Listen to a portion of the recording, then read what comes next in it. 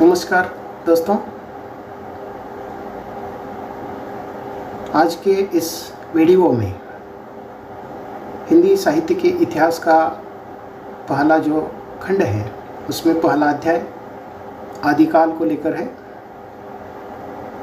इस पहले अध्याय में सबसे पहले हमें आदिकाल का परिचय और उसके बाद आदिकालीन साहित्य की प्रेरक परिस्थितियों को देखना है। तो इस अध्याय को देखने के पहले इस पाठ्यक्रम में या इस अध्याय के अंतर्गत हमें क्या क्या देखना है। तो सबसे पहले हम हिंदी साहित्य के इतिहास की जो लेखन परंपरा है उसकी चर्चा करेंगे कि हिंदी साहित्य के इतिहास लिखने वाले जो विद्वान हैं कौन कौन थे, पहला विद्वान कौन है, दूसरा कौन है, तीसरा, क्रम के साथ एक 5-6 विद्वानों का परिचय हम इसके अंतर्गत करेंगे कि उन्होंने किस प्रकार के इतिहास लिखे हैं या उनके इतिहास को लेकर अन्य विद्वानों के मत क्या है आदि की चर्चा हम इस हिंदी साहित्य इतिहास लेखन की परंपरा में करेंगे।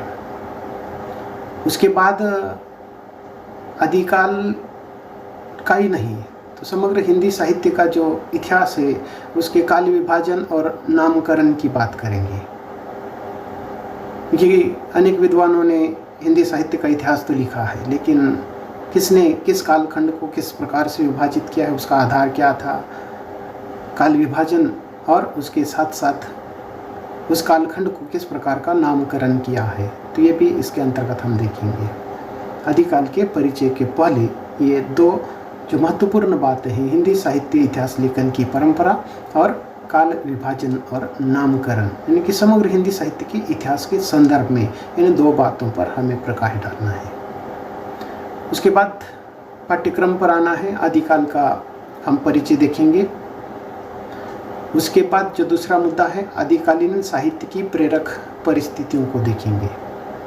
परिस्थितियों के अंतर्गत राजनीतिक परिस्थिति, धार्मिक परिस्थिति, सामाजिक परिस्थिति, साहित्यिक परिस्थिति और सांस्कृतिक परिस्थिति, इन 5 प्रकार की परिस्थितियों को हमें देखना है। जैसे कि परिचय के अंतर्गत ही अन्य कुछ बातों को देखना आवश्यक है। आदिकाल को समझना है तो इसके अलावा भी अन्य कुछ बातों को समझना आवश्यक है। तो आदिकालीन साहित्य की प्रमुख साहित्यिक प्रवृत्तियाँ कौन कौन सी थी, कुछ प्रवृत्तियों को भी देखना आवश्यक है।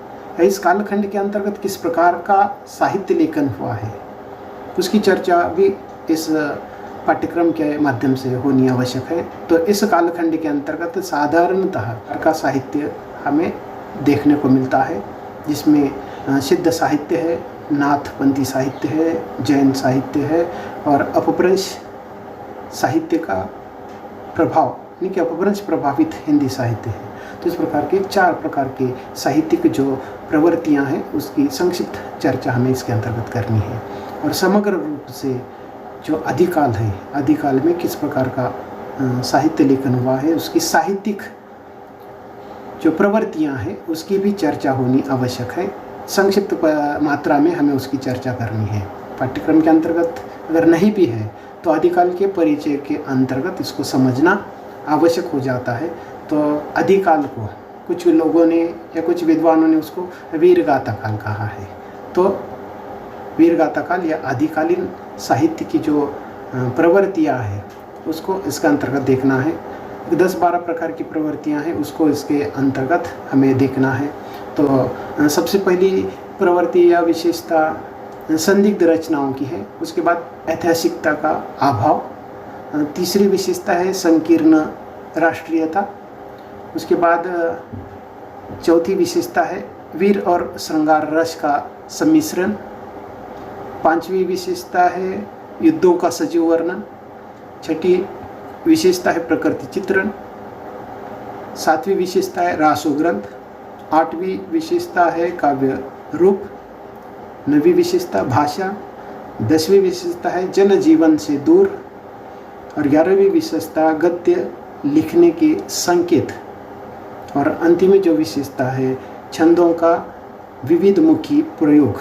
तो इस प्रकार एक 10-12 साहित्यिक इस कालखंड की जो प्रवृत्तियाँ रही है उसका परिचय या उसको संक्षिप्त मात्रा में हमें देखना है।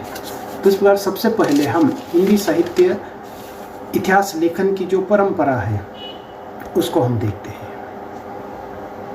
इस स्लाइड में कुछ महत्वपूर्ण जो बातें हैं, कुछ मुद्दे मैंने आपके सामने रखे हैं। तो इन मुद्दों के आधार पर लेखन की जो परंपरा है वो किस प्रकार की रही है।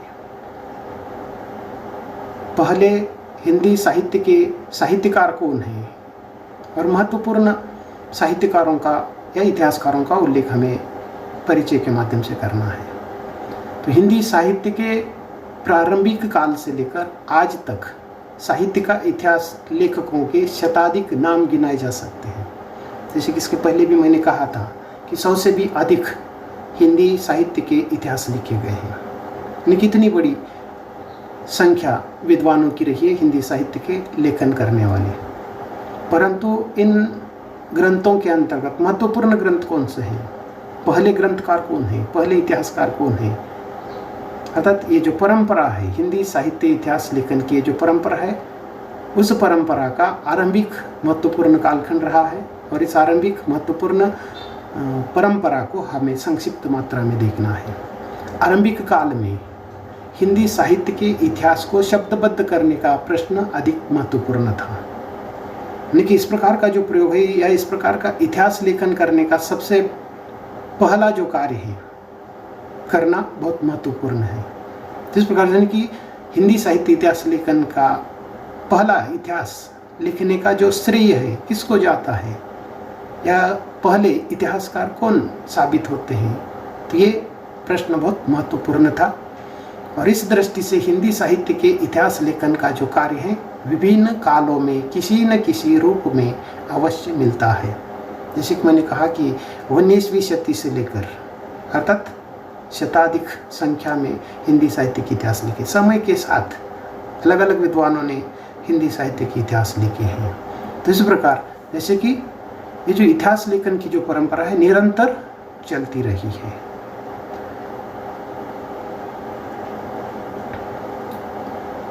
आरंभिक काल में मात्र कवियों के सूची संग्रह को इतिहास रूप में प्रस्तुत कर दिया गया।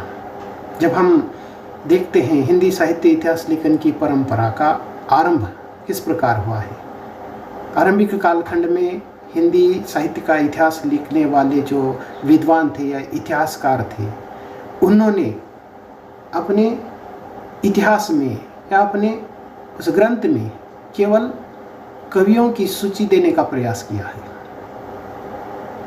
कवियों की लिस्ट देने का प्रयास किया है। यानी कि अधिक विस्तार के साथ कवियों की रचना का या उनके कविता का जो विस्तार से वर्णन इसके अंतर्गत नहीं किया है। केवल आरंभिक कालखंड के इन विद्वानों ने कवियों के सूची संग्रह को इतिहास रूप में प्रस्तुत करने का प्रयास किया है। तो इस कालखंड में ऐसे कुछ ग्रंथों का उल्लेख हम यह कर सकते हैं जिसके अंतर्गत एक भक्तमाल ग्रंथ है। इस भक्तमाल का अगर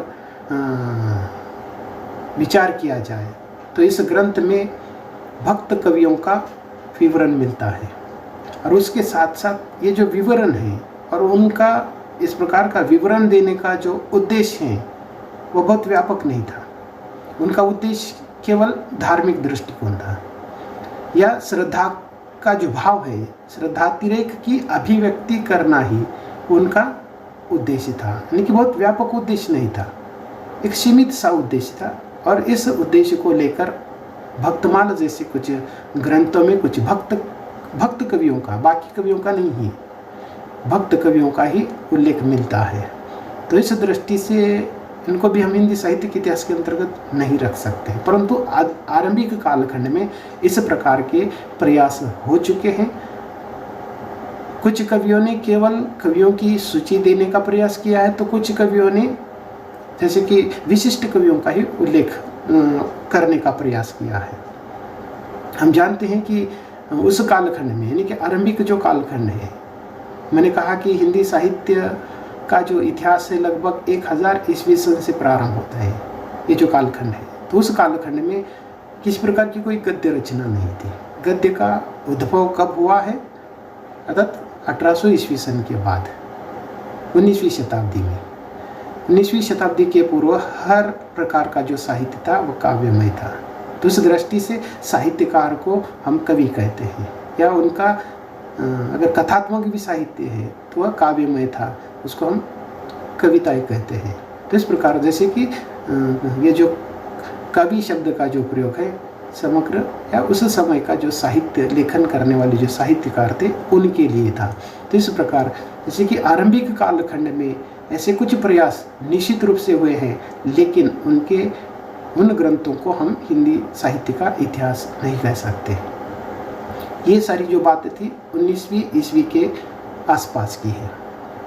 19वीं सदी में ही हिंदी भाषा और साहित्य दोनों के विकास की रूपरेखा स्पष्ट करने का प्रयास होने लगी। तो इस प्रकार 19वीं सदी में ही हिंदी भाषा और साहित्य दोनों क्षेत्रों में विकास की रूपरेखा स्पष्ट होने लगी। मैंने कहा कि हिंदी भाषा की जो उत्पत्ति है लगभग 1000 ईस्वी सन से मानी जाती है, और हिंदी साहित्य उसके बाद साधारणतः 10वीं शताब्दी। तो इस प्रकार जैसे कि ये जो हिंदी भाषा और हिंदी साहित्य की जो उत्पत्ति है उसका जो विकास है, अर्थात जिस कालखंड से हुआ उस कालखंड से जैसे ही हिंदी भाषा और साहित्य दोनों का विकास होने लगा, तो उस विकास की रूपरेखा स्पष्ट करने का जो प्रयास है कुछ विद्वानों ने किया है।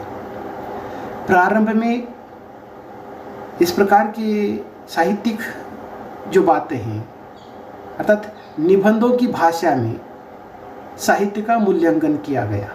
जैसे कि इस प्रकार के कुछ इतिहास नहीं लिखे गए, लेकिन आरंभिक कालखंड में निबंधों के माध्यम से निबंध की भाषा में साहित्य का मूल्यांकन किया जाने लगा। जैसे कि यहाँ भाषा और साहित्य का जो मूल्यांकन है करने के लिए निबंधों का प्रयोग किया। एक अर्थ में साहित्य के इतिहास की जो प्रस्तुति के रूप में भी स्वीकार किया गया। तो इस प्रकार जैसे कि आरंभिक कालखंड में हम देखते हैं कि भक्तमाल जैसे या कुछ निबंधों के जैसे कुछ ग्रंथ लिखे गए, उसके अंतर्गत बहुत विस्तार के साथ इस प्रकार की बातें नहीं लिखी गई, संक्षिप्त रूप में उसको व्यक्त किया गया। तो इस दृष्टि से आरंभिक कालखंड में निश्चित रूप से इस प्रकार हिंदी साहित्य के कवियों को लेकर इतिहास के रूप में लिखने का प्रयास हुआ है, लेकिन अब तक कोई भी यानी कि 19वीं सदी तक अर्थात इस प्रकार का कार्य किसी के माध्यम से नहीं हो चुका है।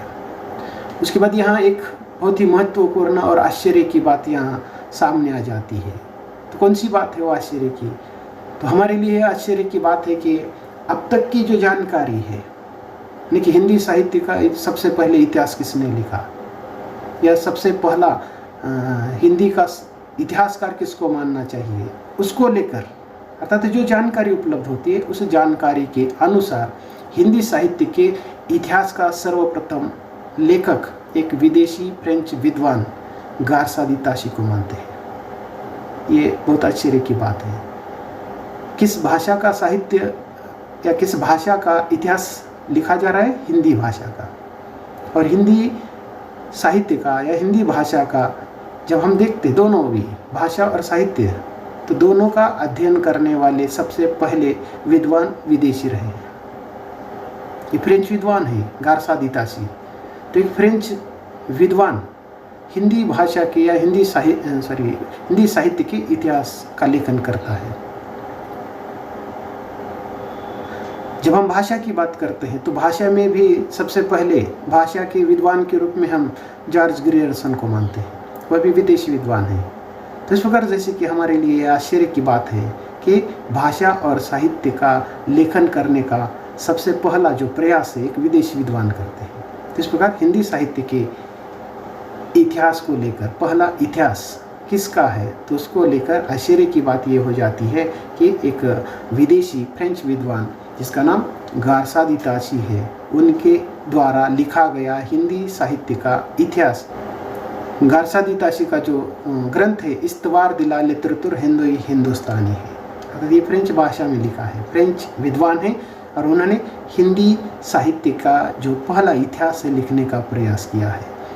और अधिकतर जो विद्वान हैं हिंदी के विद्वान या भारतीय जो विद्वान हैं, हिंदी साहित्य के प्रथम इतिहासकार के रूप में गारसादी ताशी को मानते हैं और उनके ग्रंथ को यानी कि इस्तवार दिला लिटरेचर हिंदुस्तानी ये फ्रेंच भाषा में लिखा गया हिंदी साहित्य का प्रथम इतिहास माना जाता है।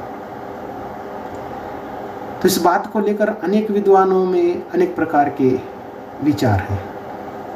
कुछ ने उसको पहले इतिहासकार के रूप में स्वीकार नहीं किया है और कुछ विद्वानों ने उसको प्रथम इतिहासकार के रूप में स्वीकार भी किया है। डॉक्टर रूपचंद पारिक नाम के एक विद्वान हैं और उन्होंने गारसादी ताशी का ये जो ग्रंथ है हिंदी साहित्य का इतिहास, जो कि फ्रेंच भाषा में लिखा हुआ इस्तवार दिला लिटरेचर हिंदुस्तानी को हिंदी साहित्य का प्रथम इतिहास मानते हैं। और उन्होंने इस संदर्भ में लिखा है कि हिंदी साहित्य का पहला इतिहास लेखक गारसादी ताशी है, इसमें संदेह नहीं है। तो इस प्रकार एक भारतीय विद्वान एक विदेशी फ्रेंच विद्वान को हिंदी साहित्य के पहले विद्वान साबित करते हैं और उसमें किसी प्रकार की संदेह या शंका उत्पन्न नहीं करते हैं। उसके बाद और एक विद्वान है डॉक्टर किशोरीलाल गुप्ता।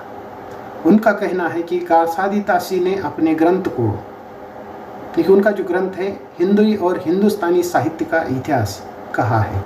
आगे वे लिखते हैं कि यह इतिहास नहीं है क्योंकि इसमें न तो कवियों का विवरण काल क्रमानुसार दिया गया है न काल विभाजन किया गया है, तो प्रवृत्ति निरूपण की आशा ही कैसे की जा सकती है। तो इस प्रकार यहाँ एक संदेह किशोरीलाल गुप्त ने उपस्थित किया है कि क्योंकि इसमें गारसादी ताशी ने हिंदी साहित्य के जो कवि है उन कवियों का विवरण तो दिया है लेकिन काल क्रमानुसार नहीं दिया है, यानी कि पहला कवि कौन सा, दूसरा कौन सा, तीसरा कौन सा, इस प्रकार का जो क्रम होना चाहिए वह कवियों के क्रम को इसके अंतर्गत नहीं दिया गया है।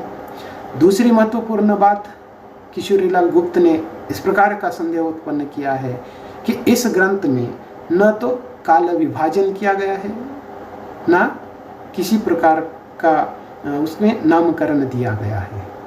तो जैसे कि काल विभाजन, क्योंकि इतना लंबा इतिहास है, इतना बड़ा कालखंड है, तो इतने बड़े कालखंड को उन्होंने विभाजित नहीं किया गया है।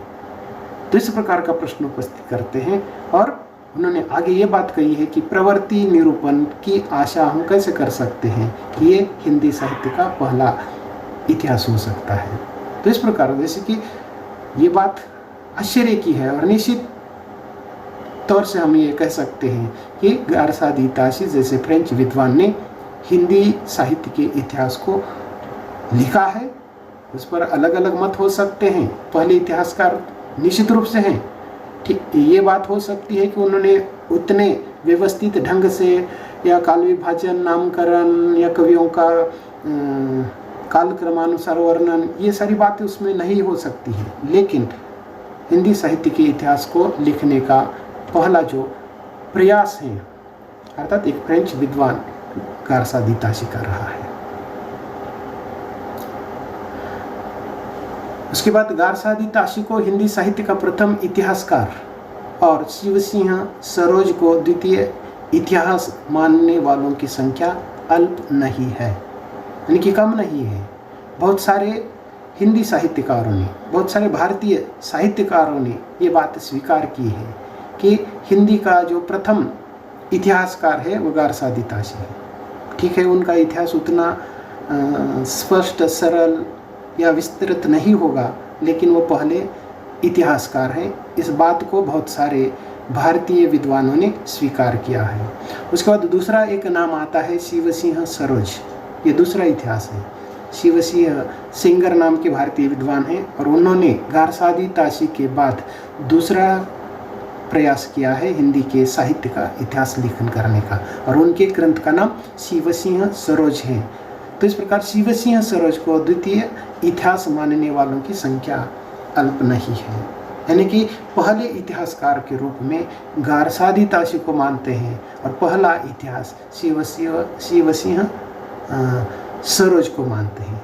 तो यहाँ और एक विसंगति यहाँ देखने को मिलती है। अगर पहले इतिहासकार गारसादी ताशी है तो उनके ही इतिहास को पहला इतिहास मानना चाहिए, परंतु अनेक विद्वानों ने क्या किया है, पहले इतिहासकार के रूप में गारसादी ताशी को और शिवसिंह सरोज को द्वितीय इतिहास ग्रंथ मानते हैं। परंतु अलग अलग इस विचार पर भी अलग अलग विद्वानों के अलग अलग मत है। डॉक्टर गणपति चंद्र गुप्त का विचार है कि ग्रियर्सन का the modern vernacular literature of Hindustani Hindi साहित्य का प्रथम इतिहास है। अब ये तीसरा नाम आया, पहला गारसादी ताशी, दूसरा शिवसिंह सेंगर जिनका इतिहास है शिवसिंह सरोज, और तीसरे एक विद्वान है जिसका उल्लेख इसके पहले मैंने किया था, डॉक्टर ग्रियर्सन है। ये भी विदेशी विद्वान है, यानी कि पहले 3 विद्वानों को हम देख रहे हैं, 3 में 2 विदेशी हैं, एक फ्रेंच विद्वान है और ये अंग्रेजी विद्वान है। तो ये तीसरा जो नाम है ग्रियर्सन का, तो उनको लेकर डॉक्टर गणपति चंद्र गुप्त आधुनिक हिंदी साहित्य के बहुत बड़े ये विद्वान हैं, बहुत बड़े रचनाकार हैं, इतिहासकार भी हैं। और उनके अनुसार उन्होंने हिंदी साहित्य का इतिहास लिखा है गणपति चंद्र गुप्त ने, लेकिन वो बाद में आता है।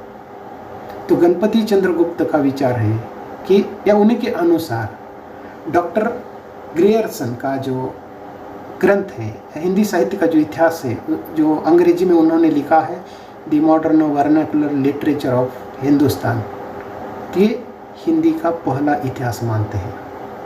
जैसे कि अब तक 3 ग्रंथों का उल्लेख हुआ है और अलग अलग विद्वानों ने अलग अलग प्रकार से, जैसे कि कोई गारसादी ताशी को पहले इतिहासकार मानते हैं, उसके बाद कुछ शिवसिंह सरोज को मानते हैं, तो और एक विद्वान गणपति चंद्र गुप्त ग्रियर्सन को पहले इतिहासकार के रूप में देखते हैं।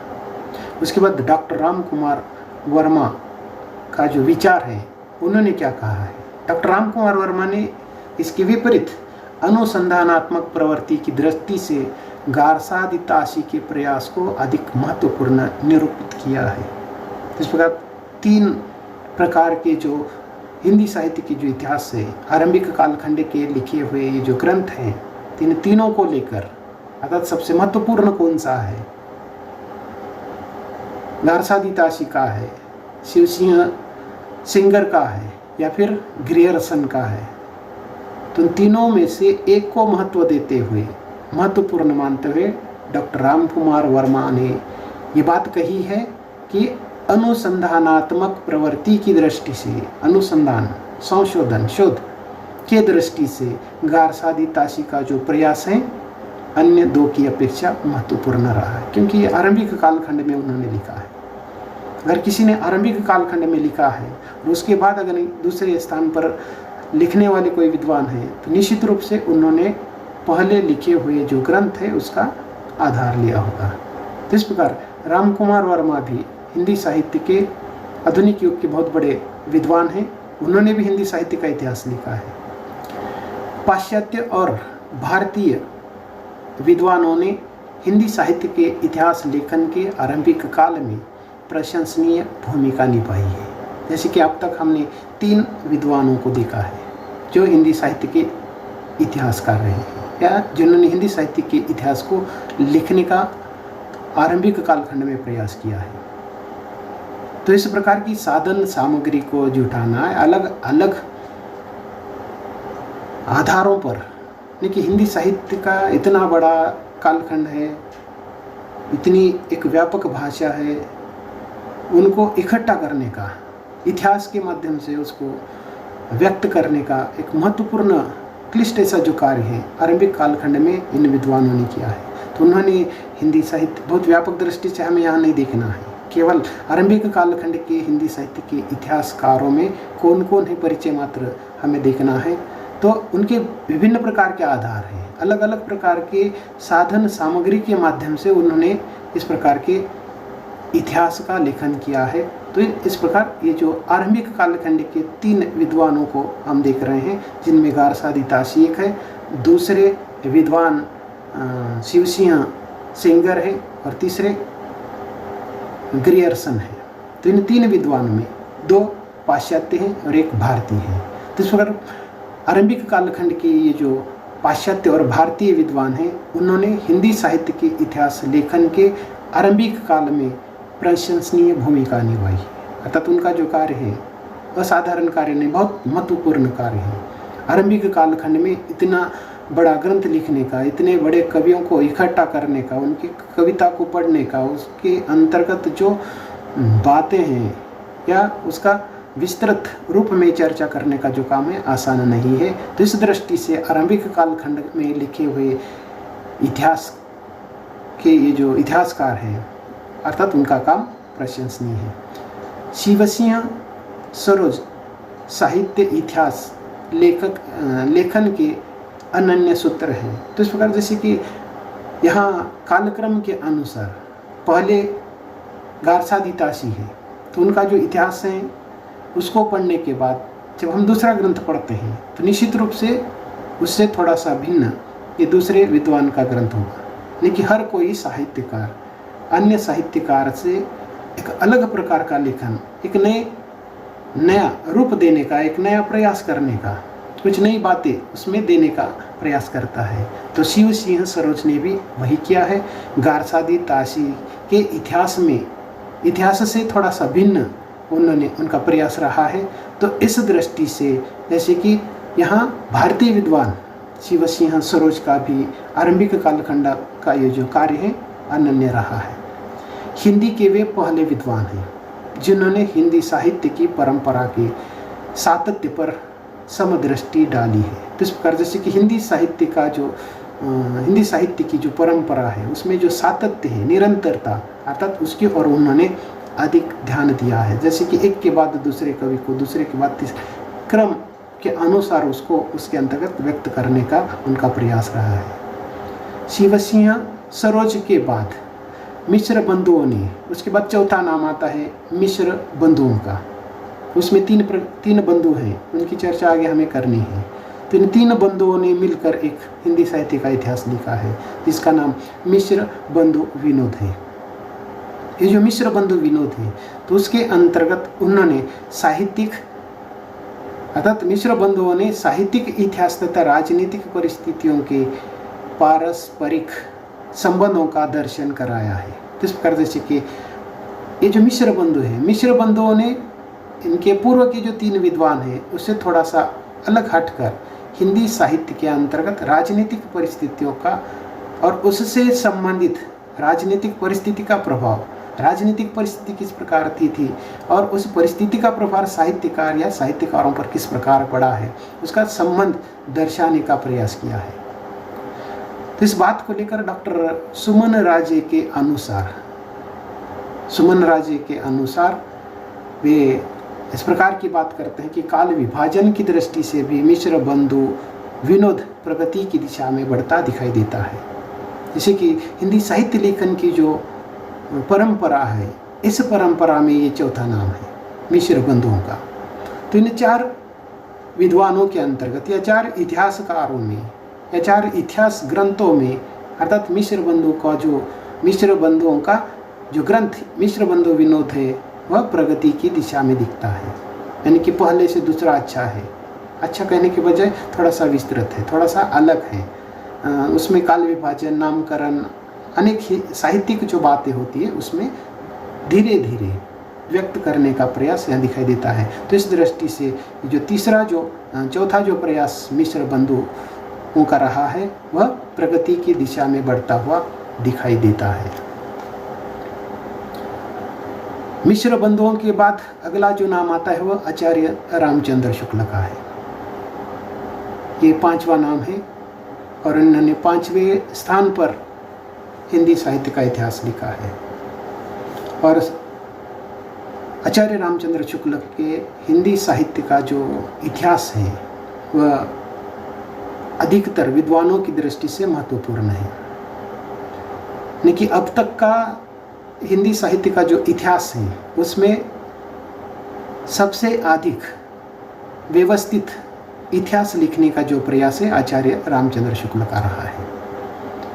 उन्होंने जैसे कि अधिक से अधिक कवियों को अपने इतिहास में स्थान देने का प्रयास किया है। उसके बाद कालक्रम के अनुसार उसका उल्लेख है, काल विभाजन है, नामकरण है, वर्गीकरण किया है, परिस्थितियाँ, प्रवृत्ति आदि लेकिन विस्तार के साथ लेखन करने का प्रयास किया है। तो आचार्य रामचंद्र शुक्ल ने हिंदी साहित्य का प्रथम व्यवस्थित इतिहास लिखकर एक नए युग का प्रारंभ किया है। हमें इसको एक नया युग कहना चाहिए। आचार्य रामचंद्र शुक्ल ने उनका जो इतिहास है, हिंदी साहित्य का इतिहास 1929 में प्रकाशित हुआ।